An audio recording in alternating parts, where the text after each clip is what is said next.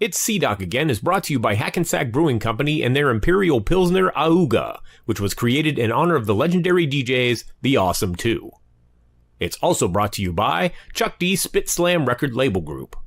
The Spit Slam Record Label Group, a Chuck D situation. Catch us on your favorite streaming platform, on Bandcamp, or visit our official web store at spitslamrecords.com. All releases are available digitally or on CD, with select titles available on vinyl and cassette. The Spit Slam Record Label Group. Throwback to the future sound.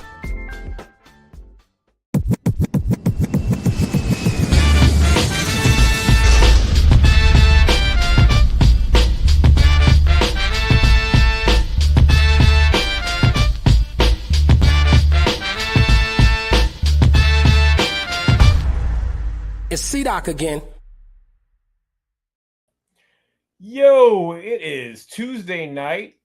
Caught me queuing up my background music. Where's my background music? There it is. Welcome to another episode of It's C-Doc Again. I'm your host, C-Doc. And we've got a great show tonight.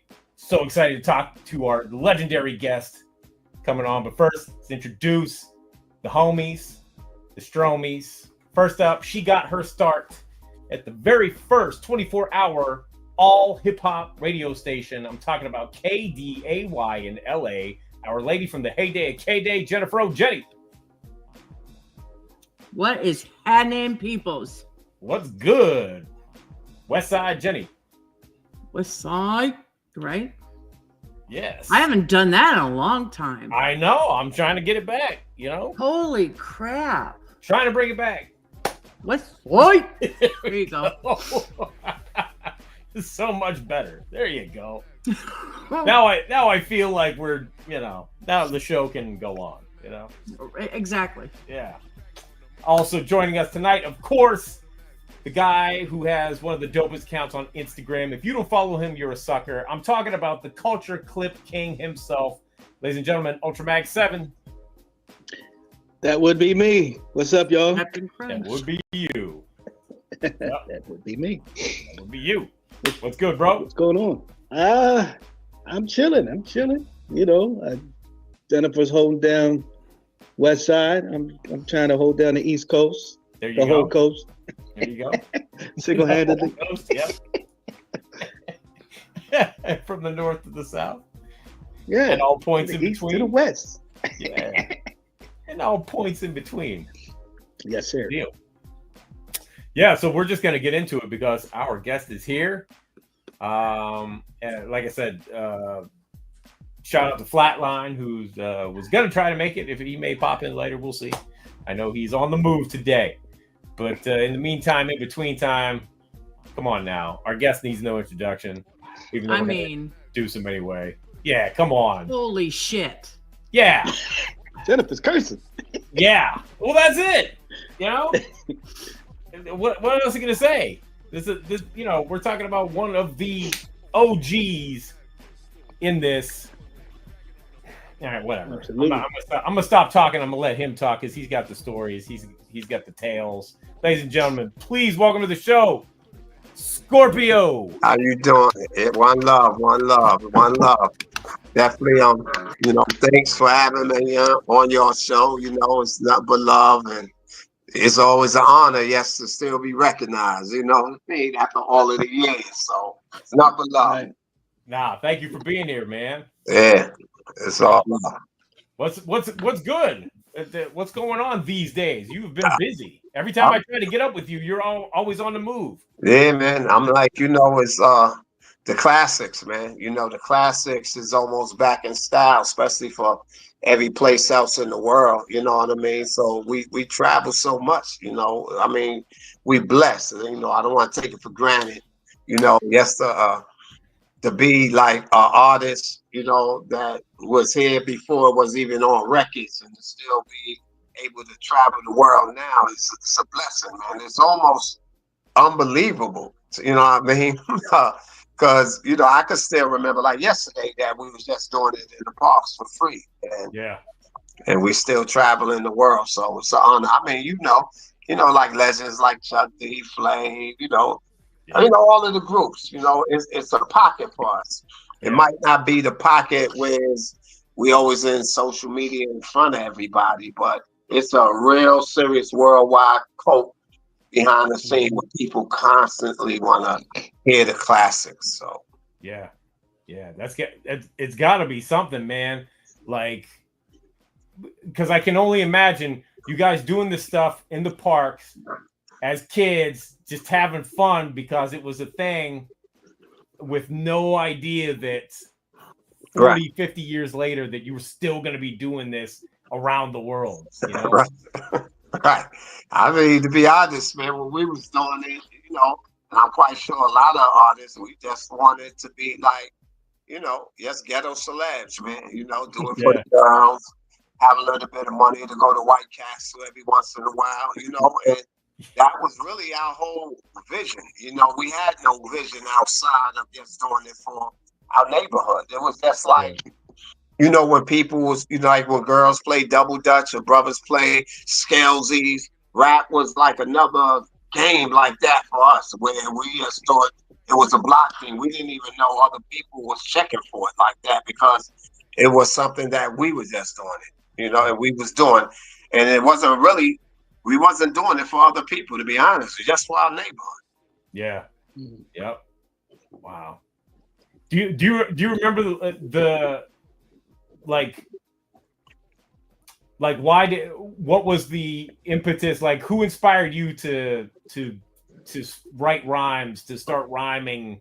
And It definitely was Cool Herc. You know, Cool Herc he was the big dog, you know, and Grandmaster Flash and the rest of the Cowboy, all the rest of us, we was toys. You know what I mean? We was, I mean, that's an old saying, but we was like considered toys, you know. They was the ghetto superstars, you know, so it was all Cool Herc, you know. Yeah. Scorp, when did you first notice the emphasis? I'm gonna jump ahead a little bit, but like you said, because the DJs were the originators, backbone and stuff. When did you start to notice the transition from the DJs getting less shine into the MCs? Well, that actually came from our group, you know, because being that Flash was the only DJ. When I say the only DJ in the Bronx at the time that could cut on beat, and by him cutting on beat, that's why that's when Melly Mel and his brother Kid Creole, they the first one to say rhymes on beat. You know what I mean? They came up with the saying, yes, y'all, to the beat, y'all. You know, beat, y'all, and you don't stop. You know, shit like on and on and on and on, like a hot butter on. See what the popcorn. You know, it might sound a little corny now if you're listening to it with 2024 is, but back then that was like if UFO had a sound and landed, that would have been a sound. It was like, it was just so mind blowing just to hear that. Yeah. So just when it went from that, when they started rhyming, I remember one time we did a show in Mitchell Gym, and we put like around 8 lunchroom tables together. And that was the first time we stood on a table and Flash was down at the bottom. From that day, that's when the MC and the DJ really got married. You know what I mean? And that's when it became about the MC and a little less about the DJ. Yeah, we built the first table for the MCs, you know. So yeah, I can remember that like it was yesterday. That's when we knew, you know. That's crazy. That's crazy. Yeah, man. But how was putting the routines together that you guys would do? Like, you know, how often would you practice and rehearse and stuff? Well, we was real big on practice. I mean, we used to go on. I remember we used to go on Cowboy Roof all the time and practice. We used to practice on the roof a lot. Mm-hmm. You know, just go up there and get our routines together. You know what I mean? And whether it was chanting original stuff like it was a party night, everybody was breaking the highs. You know, we used to do our own routines and then go to Flash and be like, listen, this is what we're doing. You know what I mean? Because most of the time we didn't practice with Flash. You know, we could the MCs, and that goes back to us putting them tables together, and it was came a little bit more about the MC. So we always used to go in our pocket and then go to Flash and be like, yo, this is what we doing, this is what we trying. We had a couple of routines, you know, where we'd do it with Flash. You know, like, you know, he'll cut and we'd dance to certain things, but overall, we used to go on the roof a lot, or, you know, just break day and practice, you know. Yeah. Wow. You know, so, it was to me, it was, all the time I do interviews and even with a lot of other MCs or DJs, you know, yes, is a blessing to be in the industry now, because if you really put the work in, you're going to get, your worth. Yeah. But I cannot lie. Sometimes when you hear people say, "Oh, that's the best time," because they looking at it, we ain't looking at it from the economic standpoint. It was a magical time. Yeah. Because you got to realize everything was happening new. You know what I mean? Right. To see a DJ cut on beat, it was new. To rhyme on beat, new. Breakdancing, new. All of that stuff in our eyes was being shown for the first time. So I don't really understand, know if y'all really understand what I'm trying to say. It was so magical. Yeah. Like everything. You know what I mean? From the way you wear your Pumas, or take your leaves and iron it like for 2 hours and put spray starch on it where it can almost stand up by itself. Like anything about the culture was so new that it was magical, because we never seen it before. Just like the first time I heard Melly Mel and his brother Kid Creole rhyme. And even though we grew up together, we best friends, I looked at him like he was an alien. You know what I mean? I never heard it. You know what I mean? So that's what some people say, like, that was the best part. I don't know if it was exactly the best part. It was definitely the most magical part. Yeah. Because right now everything is, it's under the sun. Even like us touring the world with turntables. You got to realize we revolutionized that. Yeah. What looked normal, it looks very normal now to see turntables and that. Right. You got to understand, because when we went around the world, Africa Bambaataa and Soul Sound Force, they used the band. Curtis Blow used the band. Sugar Hill Gang used the band. We was the only one that was on that real level that used turntable. Yeah. And trust me, and it wasn't like it didn't go over real easy. I mean, we performing and people yelling, "Where's the band? Where's the band?" Wow. Somebody say, "Oh, where's the band?" Because their mind wasn't trained. Yeah. To see a group, you hearing our records, you hear Freedom all on the radio, Grandmaster, Cut Faster. I mean, we got records, you know what I mean? But when they seen us, their mind was used to, they must be gonna play with the band. So to see us a turntable, you know what I mean? I don't know if for a moment, I guess they must have felt they was getting cheated or something.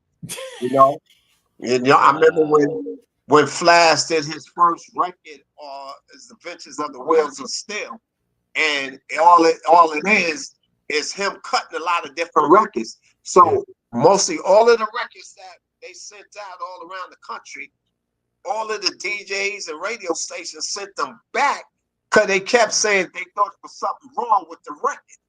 They like, it won't play. It like keep cutting and going, because they mind wasn't even used to hearing people cut. That's how. Wow. We sent out like 5,000 records. 450 came back. Wow.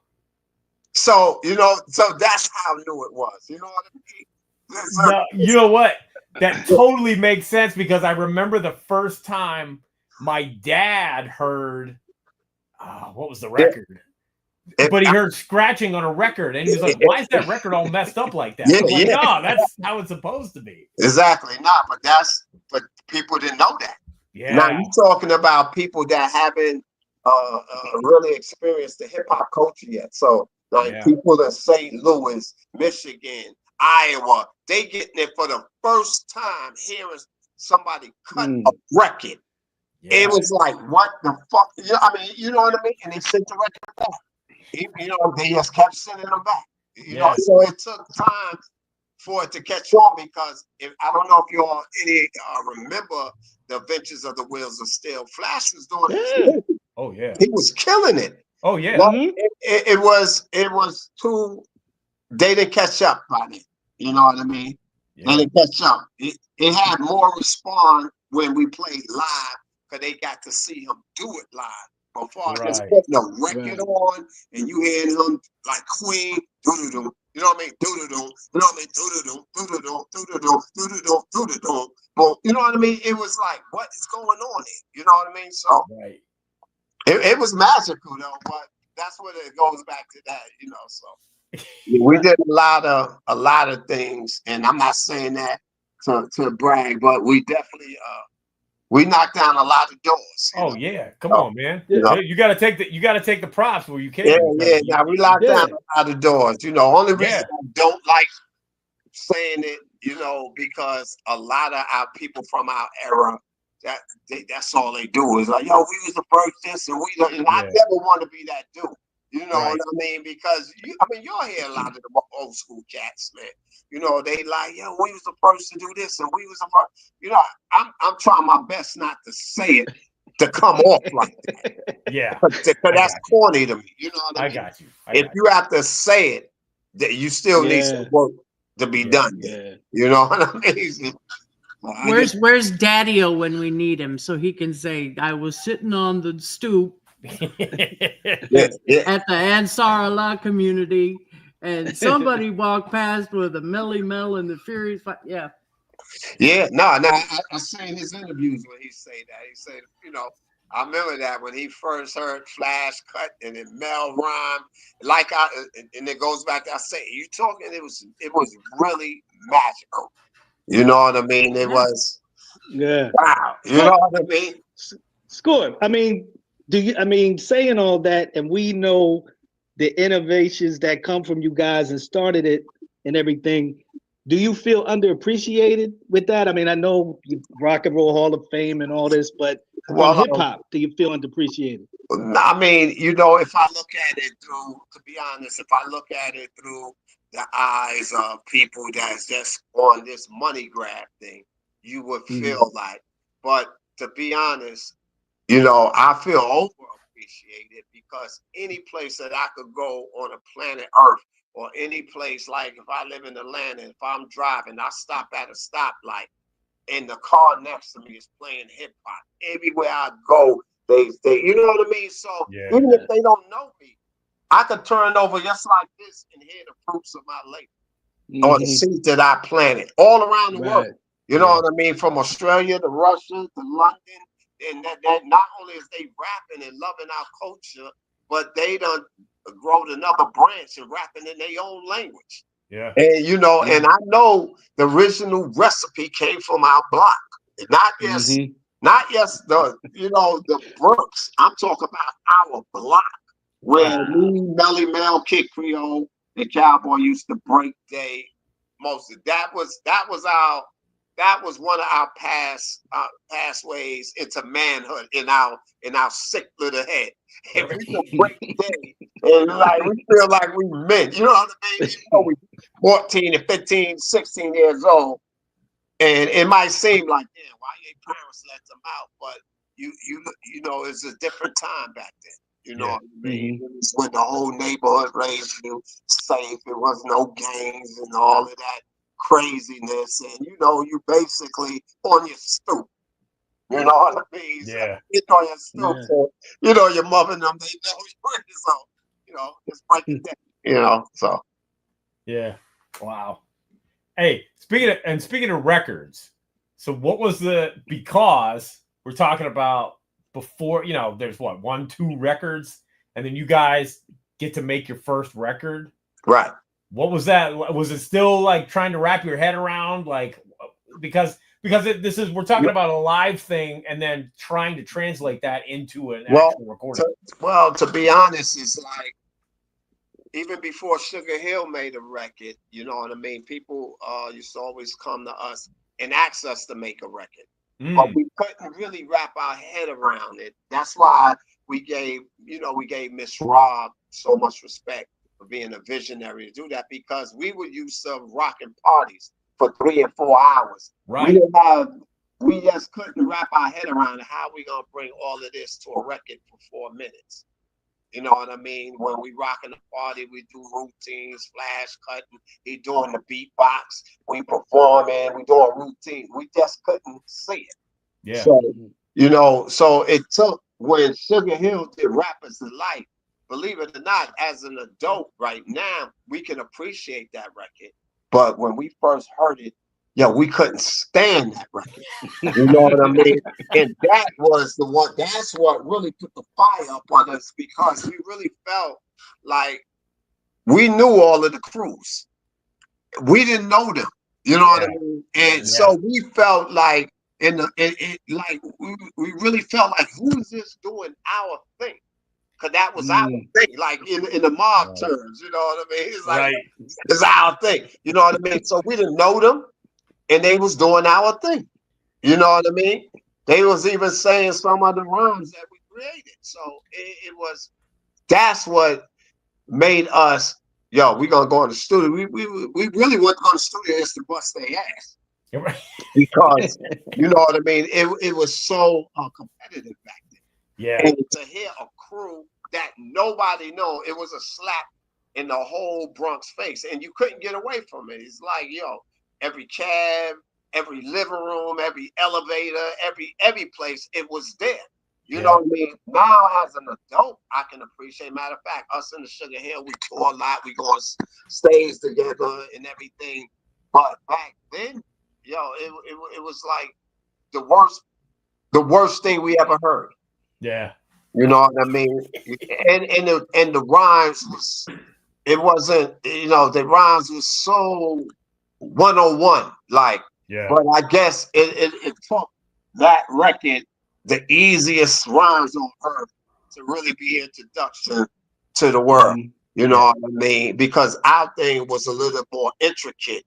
So, you know what I mean? To make it 5 MCs sound like one was a little more like, bouncing around. So that was, I guess, the best record to be introduced to the world, So because most of the countries didn't speak English fluently at the time, but it was easy enough for them to follow. Yeah. So how did you guys, when you guys finally got the opportunity to go do the record, how did you guys figure out how to, like approach writing the song as opposed to, doing routines in a show and all that to condense it? How did you guys personally? Well, most of the time, Mel, like the switch over when we going from one rapper to another, like, and you know what I mean? Like, we don't care if your age is 10 or the next one, if you're a senior citizen. We got the beat that just won't end, so you better get ready to rock. Mel will normally write all of those type of parts. And so that normally was the 8 bars or 16 bars, and then everybody else just write their individual braggadocious about their suffering. And we just put it together, Gotcha. It was pretty much very easy. You know what I mean? Because, at that time, we was ghetto superstars. Celebs, should I say. You know what I mean? We was like the best group, hands down, in all of the hip-hop culture, Everybody, nobody could hold a candle next to us. And I'm not saying it again to brag, but it's just that we put in that work in the show. You know what I mean? We never lost the battle. We had the best DJ in Flash.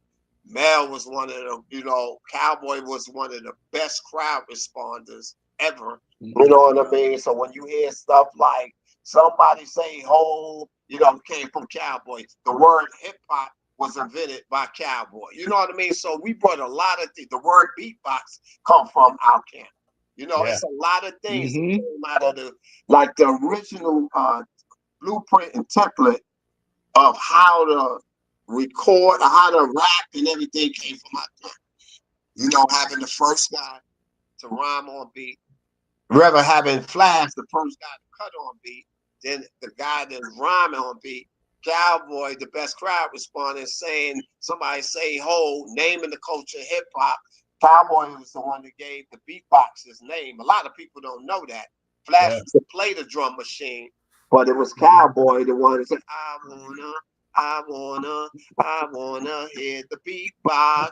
You know what I mean? He used to do things like that when he want Flash to play the drum machine. So that's why it's called the beatbox now. You know what I mean? So then when you go back to groups like the Fat Boy, they call themselves the human beatbox. And Dougie Fresh is like the human beatbox. Well, if it ain't a human beatbox, they was getting it from our beatbox. That's why they called it the beatbox, because we named it the beatbox, and they tried to imitate what we was doing with our drum machine. The beatbox. Yeah. Wow. My God. It's a couple of things that I think we did. Ooh, bro. Yeah, it was fun. It was. Y'all better listen up. It was fun. It was really fun, and you know, yes, to be able to bring a couple of trinkets to this culture, and people still is using that. You know what I mean? Formulas, even to make records, because you got to realize by Flash cutting on beat, he's actually was the first one to create the loops. Yeah. You know, so when you taking that part of the record, and then that's the same way when they got the rolling drum machines and everything, they had to imitate that to create the loops for the rapper to rap. Yeah. It's the same thing. Yeah. Yeah. Very true. Wow. You know, one thing I loved about y'all, like growing up, is that each member, as simple as it sounds, each member said their name and said a little bit about themselves. You know, Cowboys, the bow-legged bro, you know, all this type of stuff. Yeah. Definitely. Weird. I heard that and I'm like, okay, this is dope. And it's like I could, before videos came out or even the record label, I could kind of envision what y'all look like. But before Yo MTV Raps, as it went later in the 80s, I would find other groups wouldn't say their names. They just had a song, and I don't remember those songs. But your stuff is iconic because it's like, oh, that's Scorpio. Or hey, Mr. Ness, you know what I'm saying? Right. That's Melly Bell. That's Rio. So thank you for that. I love that. I mean, it was fun. You know, like I said, and I guess the arrogance of us saying our name it goes back to we wasn't really doing it for the masses. We just doing it just to be known on our block. You know what I mean? And, yo, you need to walk the street. Yo, that's Mr. Ness. You know what I mean? It's like, you know, it was that simple. But we had no idea that it was going to blossom into this. And trust me, if we knew it was going to be what it was going to be, we would have trademarked the name hip hop. We would have trademarked the name beatbox. We would have trademarked all of the things we brought to the table. You know what I mean? We had no idea whatsoever. You know, so you know, just like, you know, it was just for the love. You know, on a good night, on a real good night, you know, we get $25. And we felt like we was on top of the world, because if we played 2 shows and to have $50 at 14 and 15 years old, that was huge. Because you know, because you know, we used to buy our clothes from the Jew man. So you know, so that's like, you know, you go over there, you can buy a nice pair of slacks for $8, a turtleneck, a mock neck for $7, some Pumas, $12. I mean, you know, you can really be that dude, fly. You know what I mean? Spend a whole outfit probably don't even cost you $25. Wow. And so when you see a lot of the old films, you notice a lot of them wore Pumas, Lee jeans, a mock neck. That whole outfit might be $18. Yeah. And in those days, that was considered fly. He was a fly guy. Our mothers didn't have to help us. You know what I mean? And back then, you know, most of our parents was on welfare, and some worked. Like my mother worked, but it wasn't to the point where it's, all right, Mom, I got a show. Couldn't I get an outfit? You know, that'll set us back. That would set us way back. You know what I mean? Right. Yes, to be able to take that burden off at an age like that was just miracle. You know, it was a miracle. You know what I mean? For us to come sometime and go in the supermarket, not now, because you only could get milk and eggs, but if you spend $25 in the supermarket back then, you coming with some real food. Yeah. Yep. And to do that as a 15-year-old or 16-year-old, you know, you don't know what it did for our self-esteem, you know. Yeah. You know what I mean? And yes to know, you know, your mother or your father, whoever come in the house, however that household situated, and it's already eggs on the table, bread and turkey meat and this and that. And obviously you buy most of the stuff that we like, but that's still less stuff they have to buy. Right. Right. That makes me, what did your families think about this stuff? Well, nobody got it. You know, no, I can't say that they were supported. It wasn't that they got it. They didn't get it until probably, you know, we really started making records and all of that, because don't forget, they wasn't in the park. They wasn't seeing the evolution. To them, it sounded like noise, you know, right? Because, you know, they grew up with the Smokey Robinsons and melodies and singing Barry White. So to hear somebody take a record and going, you know, I could imagine that shit probably sounded like noise to them. You know, it was terrible. You know, and we talking over it, and they like, "What are y'all saying? What?" You know what I mean? So, but one thing they did understand, it kept us out of trouble. Like none of us ever went to jail, thank God. Or you know, in those times, not arrested. You know, we just was about writing rhymes, and we walked everywhere. So you know, just about just going to another neighborhood, and if one person noticed you, I mean, it was like, oh, yo, that's Mr. Ness. I mean, that's all it was all about at that time. Yeah. You know, you got a girlfriend to go to White Castle. It might sound crazy now, but to be able to go to White Castle and say whatever you want, you don't understand. And if you was lucky enough to have a little bit of money to take an OJ, now imagine OJ was like the equivalent of a modern day Uber, but you can put it on hold and it's fancy. So you call a car, you riding around in a plush car, you going to White Castle, which was no shame. Right. It wasn't about shrimps and linguine and all of that. Oh no. Nah, I mean, because don't forget, like I said, most of our neighborhood, we grew up on welfare, this and that. Yeah. So to go to White Castle and get double cheeseburgers, onion rings, and a vanilla milkshake, that's a good date. Yep. I know it sounds crazy. No, but in the context of the times, man. Yeah. It's a whole different time. It's a whole different thing. Yeah. That was a good date. Yeah. It wasn't nothing. Shrimps. What? I don't think we never ate shrimps like that. I'm serious. I don't think I ever ate a shrimp until I got older. Like, start traveling and stuff. I never ate shrimps. Yeah. Yep. That was bougie. That was like, y'all made it. If you was eating shrimps in your house, you made it. Ain't like now you go to Walmart, get a big bag of shrimps, and it was man. I mean, you on another level. Right. Right. Yes. Yo, Scorp, I gotta my dude Hype Style reminded me of this because I almost forgot, man. We ran into you and Mel at the Applebee's in Detroit after the Art of Rap show in 2016. I remember that, and we were staying in a hotel across the street, and we went into the Applebee's. That was the only place that was open. That was open. To get a couple of Long Island iced teas and something to drink. I remember that. Yeah. I mean, I don't remember running into you, but I remember that show. You remember? We ran into you and Mel there. And, because we were. Here's another thing he definitely won't remember. Yeah. What did I say? What year was it? Did I figure out? 85, 86. I'm thinking 86. And I get a phone call.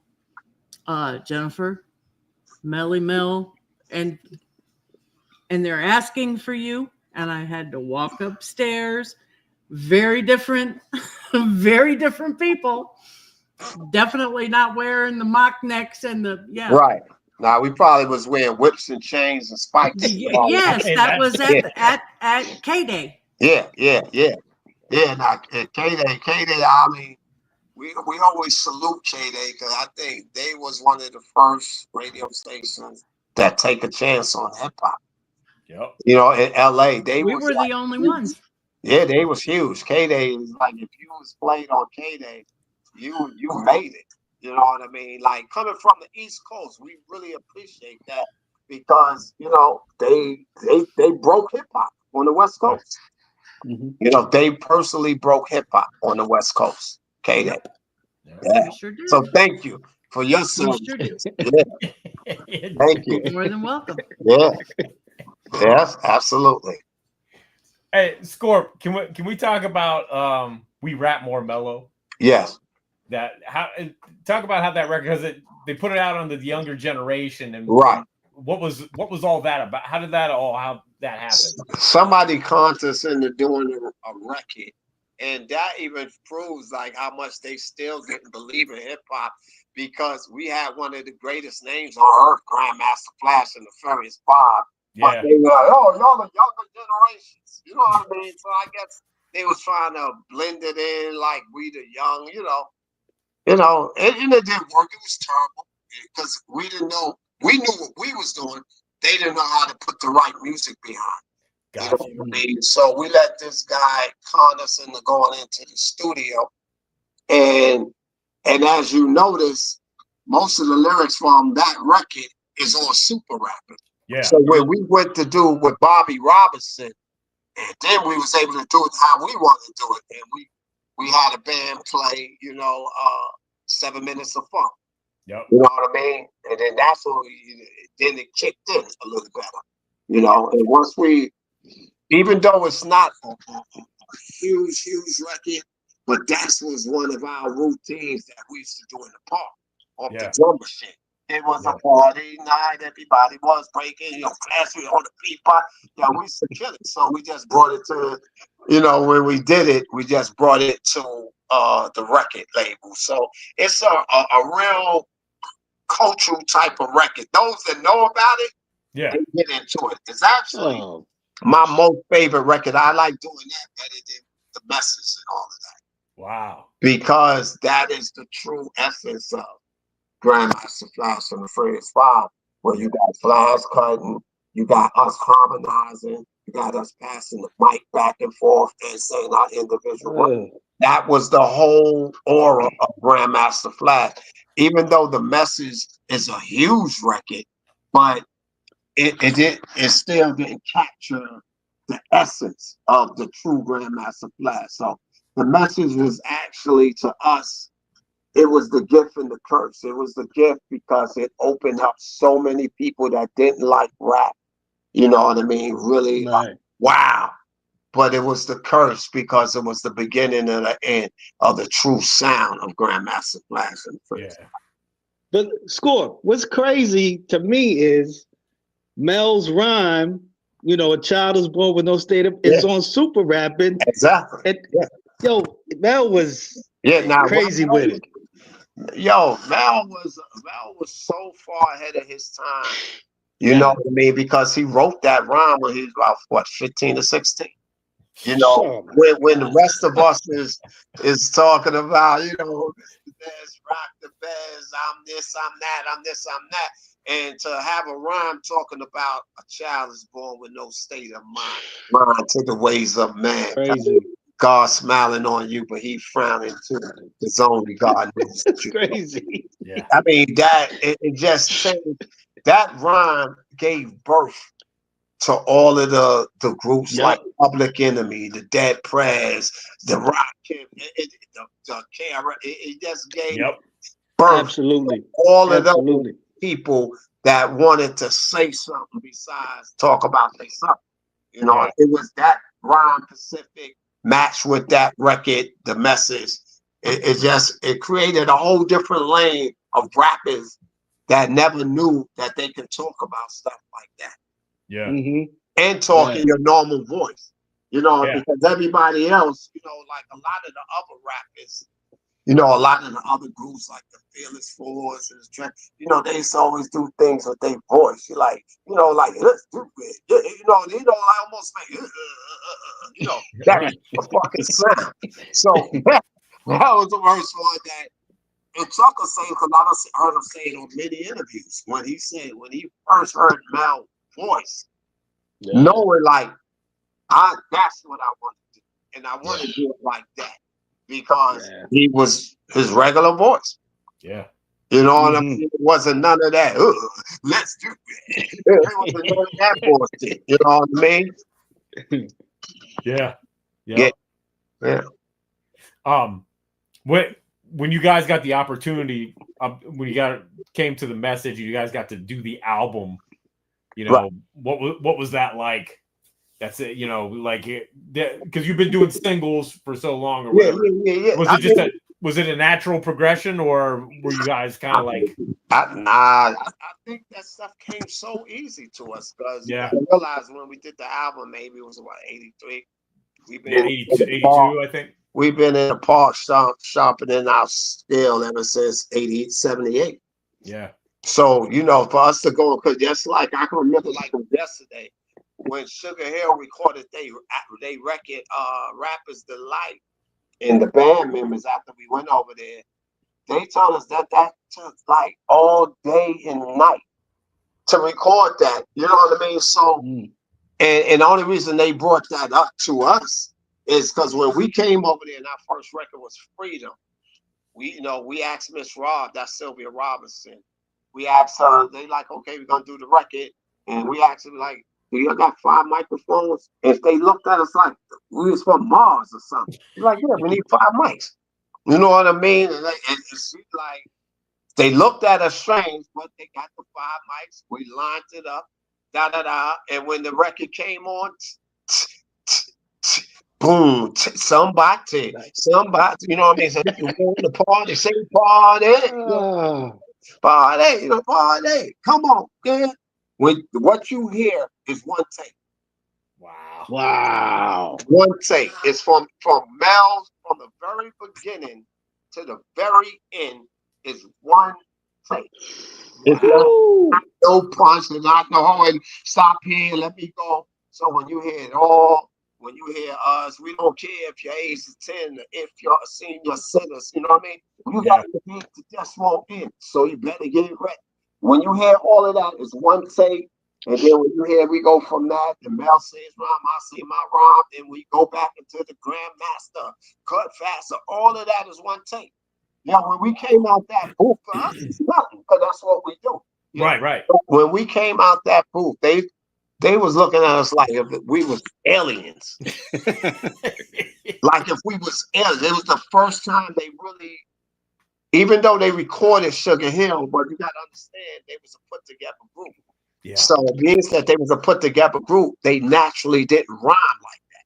Yep. You know what I mean? So when they seen us, 5 MCs, and do a record from the beginning, if the record is 5 minutes long, it took us just 5 minutes to do the whole record. And nobody had to go in there and say they part over. Yeah. You know what I mean? They looked at us like we was aliens. I guess we was to them. You know what I mean? But to us, that was like, that ain't nothing. Right. You know what I mean? The only overdub track we did is when we went back in and just did a party track upon it. If you notice, a lot of the Sugar Hill records always had a party track up under it. Like, hey, what up? In the background and all that, whistling, clapping hands. We was real good at that. So that's what we did. And what a lot of people don't know, even on all of the records from the Sugar Hill, like Eighth Wonder and all of that, that's the Furious 5 in the background doing all of the party stuff. Because, we was pretty good at doing that. I guess we was pretty good. To us, it was nothing. Yeah. But to them, they thought it was just like, Score. So you got me thinking about Freedom. So you have Freedom, and then Crash Crew comes out with High Power Rap. Was there any beef over that? Because y'all used the same beef, or that was just normal? Mean, I actually like Crash Crew music better because it was more raw. You know what I mean? they did theirs off of the record when we had a band player. So it didn't have that same impact. It had the same skill. It had better skills because we was better rhymers, but they had better energy. And when they used to come on tour with us, don't forget at one moment they were signed to Sugar Hill. We didn't let them do the record, like, because we was headliners and stuff. So you're like, no, you can't use that. You know what I mean? You know what I mean? It makes sense. We was the headliner. Right. Yeah. So, you know, and our record was the one on the radio. You know, everybody knows. So it was never no beef. We used to ride the same bus. Yeah. Okay. Same tour bus, though. Nah. Okay. Can you talk a little bit about your first tour that you got out of New York and out of the area? Yeah, it was a Sugar Hill tour, you know, whereas we all went on tour. Miss Rob put it together. It was us, Crash Crew, you know, Sequence, Sugar Hill Gang, you know. Yeah. And they had a group back in the day called Mean Machine. And they was like, they rap like a little in Spanish, you know, called the Mean Machine. I don't know if y'all remember them. So we went out. Yep. You know, it was definitely an experience. You know, we loved it. You know, we used to stay in like real like Motel 6 style things, and we thought it was the best. It was the best. I mean, yes, because don't forget, before then, I never in my life, and nobody in my group ever in their life held a hotel key. So yes, the idea that you pull up, your manager go out and get it, you come on the bus and give you your own hotel key. You gotta realize we were still young. We felt so grown up. Yeah. Just to be able to your own key, your own bed, and you know what I mean. We used to go in there and jump on the bed. I mean, we was like nutwits. You know what I mean? It's like our first time away from home. All of us still live with our parents, but it was like, you know, it's almost like a kid going to college for the first time. Yeah. You know? So it was a great experience for us, you know, and we growed up right. We wasn't knuckleheads, thank God. It wasn't like, you know, we wasn't out there and getting no trouble, no drugs, no drugs that we was getting caught with. But it was drugs around after a while. You know, right. After a while, but not in the beginning, you know, because, you know, I mean, listen, we did a record called White Lines. I'm like, you know, so. Yeah. You know what I mean? So at one point that, you know, just to skip on another thing, and believe it or not, it was one time cocaine was actually like status. It wasn't always looked upon as, you know, you do coke, you know, or you have coke. Nah, it was status. You know what I mean? When it got a real bad name was when crack came out. But before then, it was a status thing, you know. You know, I just remember just going and seeing brothers like, you know, Russell Simmons and all of them, you know, sitting around having meetings, sniffing regular stuff. You know what I mean? And it wasn't looked upon. So, you know, and it was great that, and at that moment, that's when Mel put together White Lines. You know what I mean? And it became like one of them songs, you know? Yeah. And it wasn't looked down like, oh, you're talking about white, you know what I mean? So. Yeah. Yeah. When did you guys first go overseas? It had to be like around I'll say maybe 81. Oh wow, was that early? Yeah, we went early. Yeah, wow. Yeah. We used to talk, man. Yeah. We used to talk going overseas, man. It was like, now that was a different experience, you know. Yes, go out the country and to go to places like London. And the only time you heard that voice was really like on Benny Hill or something like that. You know, watching Benny Hill and shit. So, you know, we love some Benny Hill. It's funny when we go to London, and even as of today, when we tell people how much Americans love Benny Hill, they look at us like we was fools. They don't understand. Benny Hill was like off the chain. Yeah. I mean, he was like the Three Stooges on steroids. Yep. You know what I mean? The things, and you know, and just, you you know, with all due respect, as young little teenagers, and he doing things and having cantaloupes over it. You know what I mean? It's like, Yo. it's like, I think Benny Hill is like, with all due respect, is the first time we ever even seen like girls in bikinis like that. Yeah. Right. So, you know, like, yes, young little boys, you know, with they hormones bouncing off the walls. It's like, yo. Yeah. So, yeah. Benny Hill, no doubt. Shout out to Oh Benny Hill. man. Yeah. That's so funny. You guys, and then you guys did a music video for The Message. Yeah. We did a music video, but I mean, if you can call it that, you know. I mean, yeah, but that is like one of the for the time. Yeah. Yeah. We did a music video for The Message. Yeah. You know, just walking around the streets in Harlem. A lot of people think it was the Bronx, but it was in Harlem. And we had fun doing it, to be honestly. But you know, the guy that was shooting the video thought he was Cecil B. DeMille's, and because a lot of people didn't really respect hip hop. So stand over here. Yes, turn the music on, let us play. Yeah. And that's what it was. That's why even like one of the best scenes, not because I'm in it, but when it's the scene when Mel is doing The Child Is Born and I'm leaning on a pole and doing all my poses and all of that. Yeah. See, when he let us go, we do what we do. Right. You know what I mean? And that scene, that one scene was really like, a powerful scene. I wouldn't say powerful, but it really stood out. Yeah. That was. Yeah. That was us being us. Yeah. Wow. Yeah, because it had to be like one of the early. Yeah. That wasn't like just a straight up performance. Nah. Yeah. I don't think we performed at all. I think Mel might have said a rhyme or two in front of where we on the stoop. Yeah. You know what I mean? But it wasn't no real performance. That record, the vibe of that record, I think to do a performance, a full blown performance probably wouldn't have did it justice. No, right. You know what I mean? Because that record was almost like, it almost had a methadone feel, like a real, I don't know, it's kind of dark, you know what I mean? It is.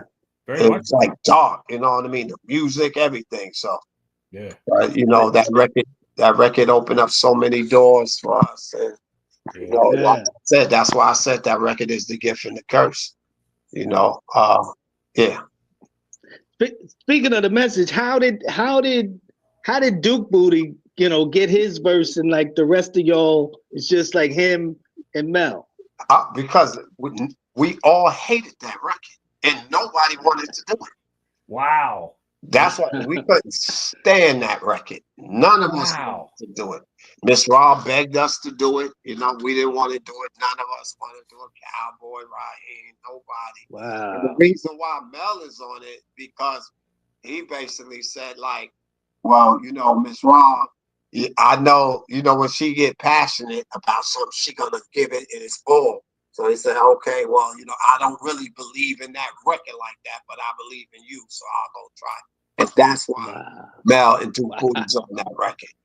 Wow. We hated that. Maybe the record, I think, the record could have been in our subconscious.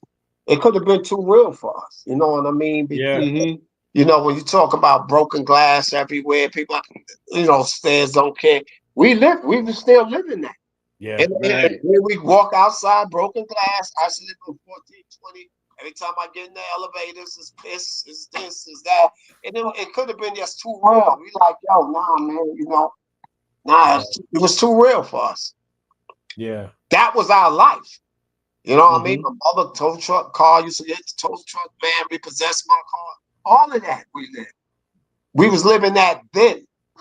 You know what I mean? I remember at least twice a year. My mom car is still get towed. Yeah. To get it out. So it might have just we don't know it now. I mean then, but it probably hit too home. We was like, how do we want to rap about where we come from like that?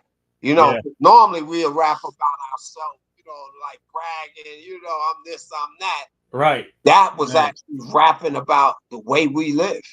Yeah. So. Wow. That's crazy. Yeah. Hey, Scorp, we got a special guest in the house. Ladies and gentlemen, I know he's taking it easy today, but it's nice of him to come through. Ladies and gentlemen, Mr. Chuck D. There you go. One love, brother. I know it's not Slick Rick. There you go. One love, man. What's up? I was on the other side, Mr. Legend of Legends, and just listening to the great stories, and I was just like I had to jump in for a second before I check you out on the other side. But you know, one of my first interviews I gave in the beginning of this internetwork, Jenny and Doc and Ultra, is we were doing a concert over in Germany, and Mr. Scorpio, aka Mr. Ness, gave me the pleasure to give me one of my first interviews, and I still have it wow, audio tape, and we that's play on crazy. the rap station in the network. But that's a long time ago. But now here you are seeing everybody got a podcast and a camera and a microphone and things like that. But hey, man, you know how I feel about you, man. You know how I feel about all of you. How we feel about you, brother. Definitely. Nothing but love, man. What I mean? You changed the world, brother. Y'all changed the world, man. We learned from the best, man. Yeah, man. But y'all took us somewhere else, man. But that's what you're supposed to do. If you run in a race, man, you get the baton. You're supposed to run your time and pass that baton on. Y'all took it somewhere else, man. And y'all took it so far, man, that the whole industry they had tried to shut the whole industry down behind it, man. And now they left us with what's going on today because they refused, Our thing is to not shut it down, but to go into it. Yeah. And see what you could do to the people that built it and always be of service. And I wanted to ask you the question of just to pick up and parlay on that before I go back into the seats and watch with my one eye today. Cataract surgery. Yeah, I heard. Like what happened like once the record blew up? And then nobody wanted to do the record, but what was some of that turning point you started hearing from some of the other members? Like, okay, man, this record is exploding. It's like Miss Rob really doing the job on this, or something like that, right? Yeah. Like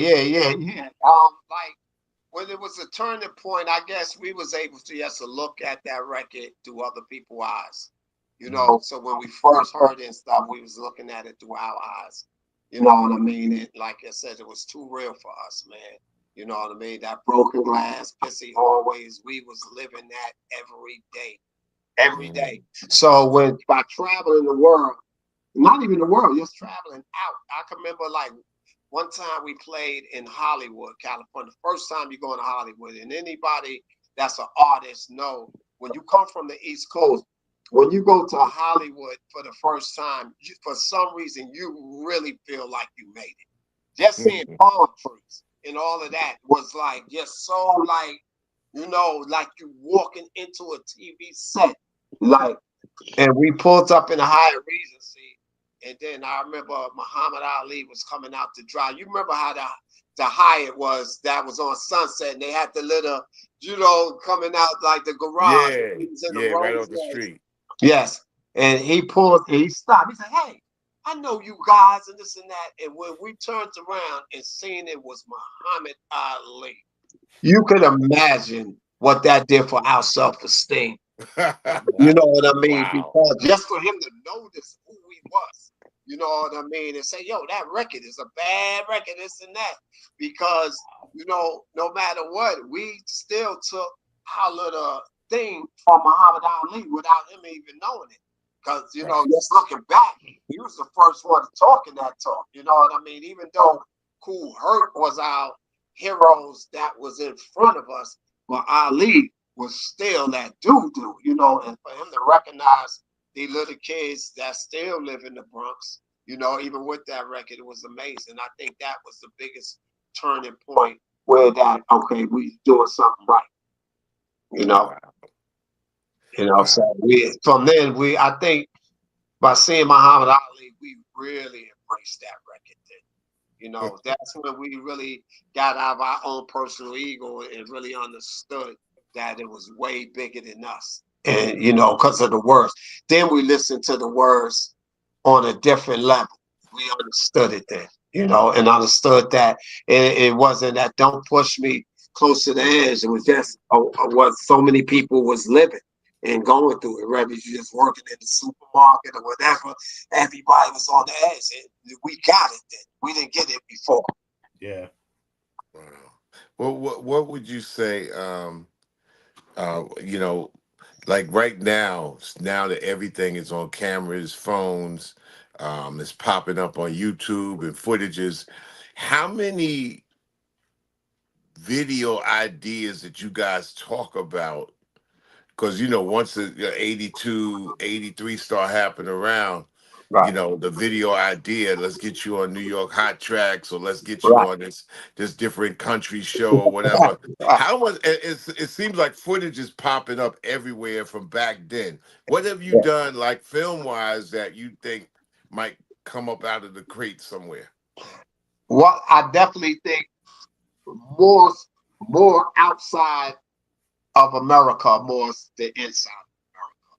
Because I mean, Top of the Pops and all type of TV shows and people as of today, and I'm quite sure like yourself, are sending you stuff and you just like, I don't really remember that. And it was like the amazing shows we did. You know what I mean? And for people to be able to see us for the first time, you know, then we was already on our little spaceship. You know, your ego, half of it, you know what I mean, there's 20% is really working, most of it you going on ego. So Right. to be in a position now and to be humble, like how when you travel like yourself or travel the world and people talking about you was, you know, the theme of their childhood and stuff like that. And you talking about grown men. We ain't talking about, you know, how when you go overseas, some of them, they're a different type of a Caucasian than here. You know, they the rugby players. They like mans, and when them type of people that come to you like big, strong, and they, you know, telling you about their childhood and what you meant, it hits different. You know what I mean? It's different because it ain't like you know, they ain't no punks. In other words, just telling you, you know, you meant they like grown men. So just to see that effect, you know, even as of now, it's still like unbelievable, you know. That album, you know, the message comes out the following year, and so many times I talk about one of the greatest records of all time that's still in my top 5, if not 10, is Freedom. I Right, mean, and this is after right, super rapping, and y'all do your thing after the younger right. generation, and but the the summer of 1980 with Freedom. Yeah. I Wow. try to tell heads all the time, man, that Yeah. I don't remember a song taking over the spring, summer, and fall. Like, Yeah. it took over 3 seasons, man. Yeah. Because Freedom. it was a Yeah. perfect record. Yeah. Yeah. Just like I was explaining earlier, even though the message was a record that opened up a lot of different doors, but Super Rapping and Freedom is my favorite records to perform. You know, because if anybody ever wants to like go back and really, what was Grandmaster Flash and the Furious Five about? And you listen to Freedom or Super Rapping, that is the essence of the real Grandmaster Flash. Furious Five before it was tainted by Sugar Hill and put one rapper on and this and that, because that was everything. That Right. was us harmonizing. That was us making five MC sound like one. That was us, you know what I mean, doing switchovers and like 7654321 to come on the belly belly, come and get some. Yes, yes, you know what I mean? It had all of the little pieces that we used to do in the park and we was able to bring it to the record. You know, like I always say, the message is a great record, but it was a gift and the curse for our group because the true sound of Grandmaster Flash and the Furious Five was no more. The way you could hear us in our rare form, you have to listen to things like Super Rapping, Freedom, Birthday Party is Nasty. You know what I mean? Then you got to hear all of us, and you got to hear all of us play off of each other, Right. And with all of these different voices, but it all flowed. Just like I had a high voice, and Mel had this deep voice, but I was only 7, so he rhymed like, "We don't care if your age is 10." And I'm like, "If you're a senior citizen," you know what I mean? And it was just this thing, but that was the true sound of, Grandmaster Flash and the Furious Five. Freedom. Yeah. So I get it. That's like one of my favorite records. That is Super Rap that I like. The great thing I'm seeing about Scorp, that what you do is, like, when I see you at the Rock and Roll Hall of Fame, you don't shame away from it. You don't back away from it. You're very aggressive, because I tell people, I said, listen, man, if you're a sports fan, well, the only thing they talk about is the Hall of Fame. And that's the pinnacle of getting to it. And then if you're able to get into it and your next man ain't in it, you just talk, as you speak up for your genre, or how Right. much they need to acknowledge Absolutely. the actual runnings, or how they should go about electing people. But with make no Absolutely. bones about it, everybody tipped their hat and said, if there's anybody that got to go in there first, is Grandmaster Flash and the Furious Five MCs. 1, 2, 3, 4, 5 Right. MCs. Yeah. And I really appreciate that you go in there and you represent the group, Yes. you represent the Absolutely. genre, you represent the pioneer, and you make it known. If as much as they want to talk about Led Zeppelin or Right. David Bowie, with respect, that they keep you guys in the same regard, and then Yeah. we all feel proud, because we underlings underneath you, so we take it very seriously. Nah, and that's exactly what you said is how I feel. Why even when I go there, I like to stand and like knowing, like, yeah, we belong here. You know what I mean? Because we all hear the rhetoric. I'm quite sure y'all heard it when your group get in. It's a lot of rock and rollers that upset, like, this is our thing. But I think they never really took into account that most of the things we used to rap over was rock music. You know what I mean? So, it's like when Ron did that with, them brothers and all of that. That was stuff we was doing in the park.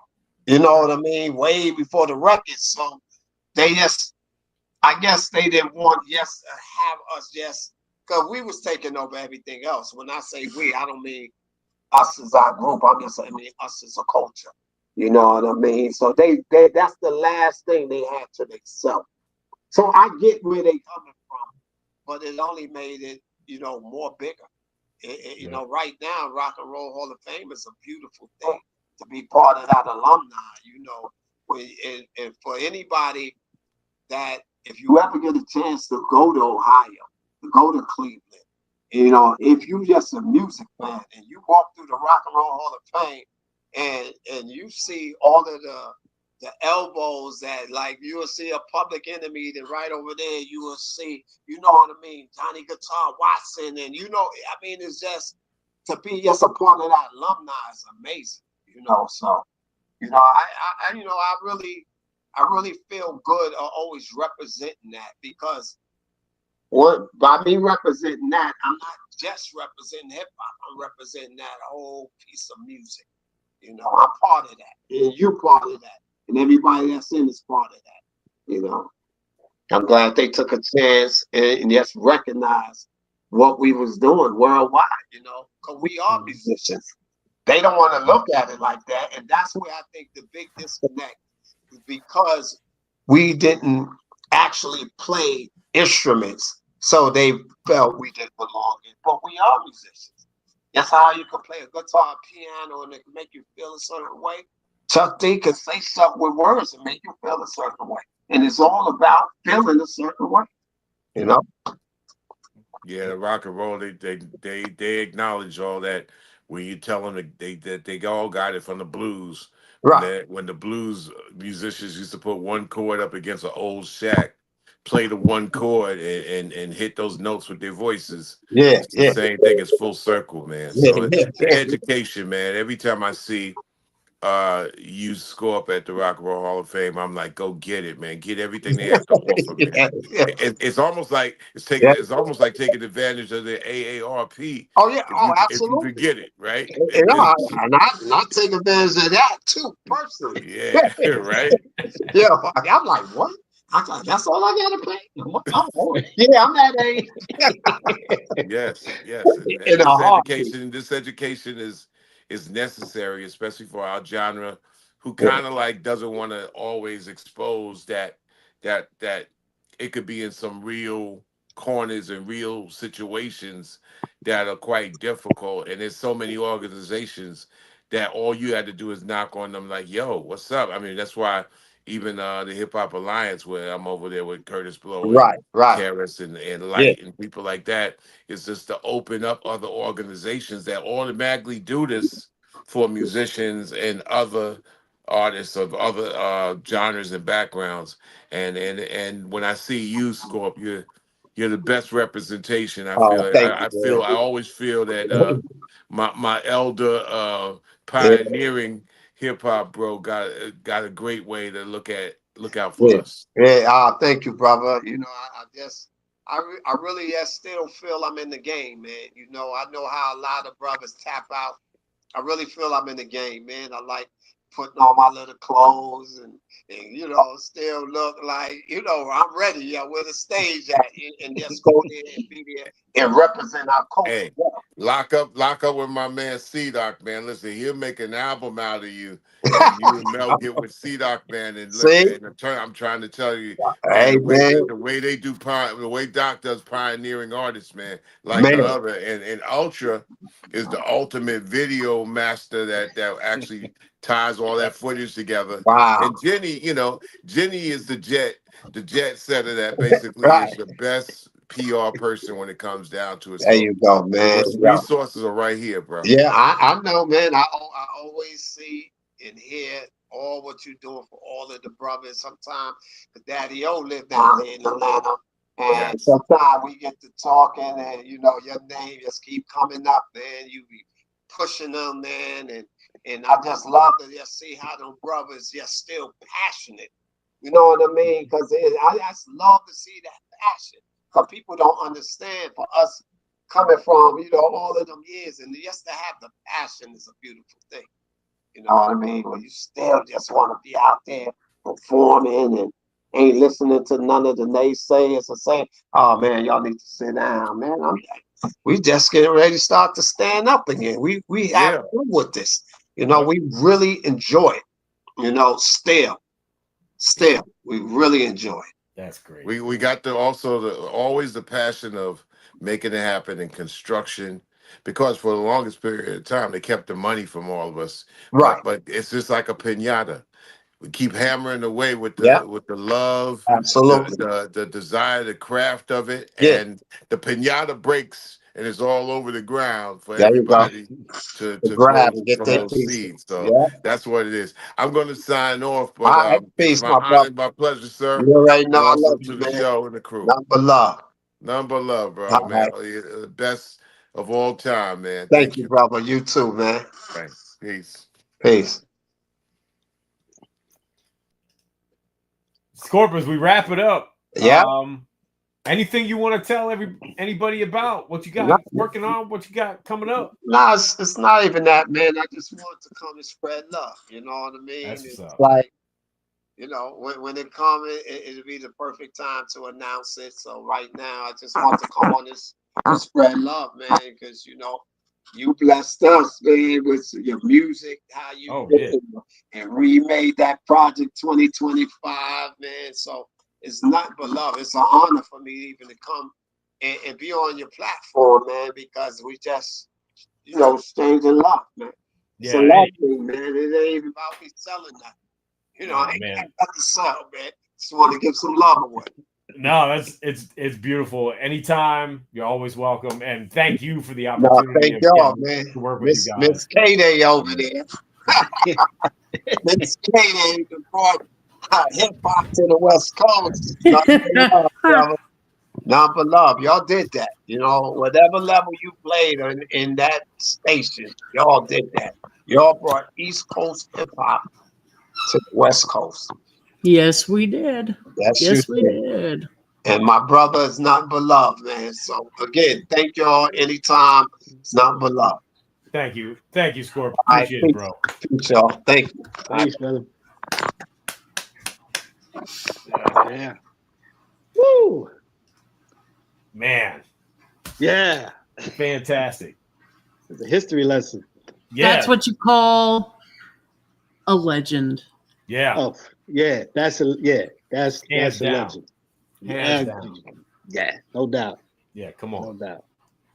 And that, you know, what's funny is that, I never really thought of it like that. But what he was saying about how when they were doing that stuff, it was the first time people were hearing those things. You know, and I never thought about it in those terms. That's what I was going to say last week, because last week we were just having this conversation, and the first time any of this ever happened, Yeah. Yep. it was They're the very first rap group. Yeah. Yeah. It was something That's it. completely that nobody'd ever heard of That before. nobody had ever Never. heard. So it's Yep. not, oh, that was the best time. That was the magical time, Yeah. because That's what- that was when it was all coming It's all into happening. play. Yeah. All happening in happening. real time. Wow. Yeah. Yeah, it's crazy. And those records are still dope, man. They still, Ooh. you know. Hold on. No, keep Yeah. on talking. I'm sorry. I was No, trying to that's okay. find something because No, I saw Knackwords put that up. But Oh, Knack, yeah. we talked about that in the episode with Raheem. So go back and check that out, and Raheem will give his account of that song. There you go. Anyway, sorry. Check out the archives here at Yeah, Channel check Zero. out the archive. Yes, exactly. Yeah, no.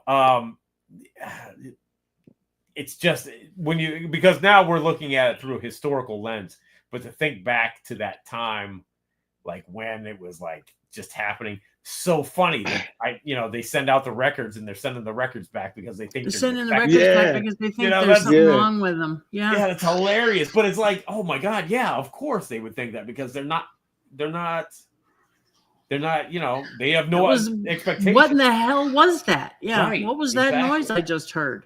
Yep. I can't, he talked about 2024 years. I don't have those. I have 1983, 1984 years. Yeah. Where, Yeah. before they walked in the door at the radio station, the Fat Boys walked into the radio station. And after Mel and them came Houdini. Yep. And this was all, we had no idea. Yeah. Right. We just had no idea. Yeah. I remember going to, this is going to date me like crazy, but I remember going to Africa Islam's house and Grandmaster Kaz was there. And I spent hours on hours on hours talking to him and had no clue who in the hell he was. Wow. That's how new everything was. Yeah. Yeah. Sure. Had no clue who he was. Yeah. Yep. 83 Fresh Fest was the best fest. There you go. 84. 84. Trust me. It's 84. The thing that I said to him that I like when I said, do you feel underappreciated? And I don't mean by the world, but with hip hop, meaning, and they are very, see, Chuck knows 84. Listen, I told y'all before, I didn't go to the 84 Fresh Fest, but my brother went, and I waited till he got home, and we had bunk beds.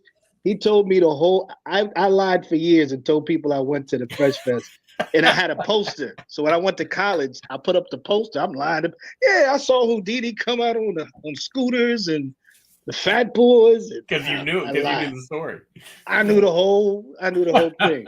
But what I was saying is, I feel, because you think of all these firsts. Yeah. They are truly underappreciated by hip hop. Because if you don't have them, all you guys ain't doing nothing. Nothing. Yeah. Yep. Except they're underappreciated now. Yeah. But by the guys who started back then, would you shut up? By the guys who started back then, they're not underappreciated at all. No, that's true. Right. But here's my thing with hip hop, and this is what I hate about it, is that as we elevate, all right, Doc. Sorry, I went to mute and hit the wrong button. As we elevate with hip hop and time goes on, it's like the thing that preceded us, we act as if it didn't happen. Yeah. And I feel like, everybody says this. I feel like hip hop is one of the only genres that does that. Like, yes, I agree. Like, dude, if these people weren't here, you wouldn't be doing what you're doing. So just pay homage. These OGs did their thing. Keep it moving. But they'll talk about, these old guys. I'm like, it annoys me. That's one thing with hip hop that burns me up. Like, if you get into it and you love it as much, and you can go back and get your history and all that, cool. If you don't want to, you don't have to. Right. But it will serve you to know how deep and precious this culture is with hip hop, to go back and get all of it. And I mean, east, north, south, west, oversee all of it. Just, soak it all in. But there's one simple answer. You don't want to respect the people who came before you, there wouldn't be hip hop. None of us would be here. Absolutely. Yep. None of us would be here. Larry. No, that was that was the jam. Yep. I forgot to ask Scorpio why he changed his name from Mr. Ness to Scorpio. I got my question down. I forgot to ask you that. Ah, damn. Anyway, whatever. Part 2. All right. Yeah. Fingers crossed. Okay. Anyway. That wraps us up for tonight. Let's see. Catch me and Mr. Chuck and Flatline on Friday nights. The Angie Don't Stop radio show. 2 hours of hip hop. Unfiltered hip hop power. Well, it's radio filtered, but anyway. And I play the Spit Slam Jam of the week. Also, check out, even though he's not here, Flatline has a new Hip Hop Gods show up on Mixcloud tonight. Brand new episode, chock full of goodies. A lot of dope joints that he played. Then you can also check out Jennifer O. Jenny, Ultramag 7, and our man in Amsterdam, DJ Soulbuck, Sunday night. Why do I keep doing that? I did that last week. Damn it. I don't know why I keep saying Saturday. Sunday night, 8 p.m. Eastern Standard Time for the mixtape. They'll be playing the music of our next week's guest. And who we got coming up next week, gang? Next week is none other than who should have been a couple weeks ago. Oh, yeah, it should have been a couple We're weeks ago. third base in it. Yep, third base in it with DJ Daddy Rich. Yes. Ultra to answer your question. Scorpio changed his name from Mr. Ness to Scorpio because, according to him, he was getting so many girls that he called himself a stinger.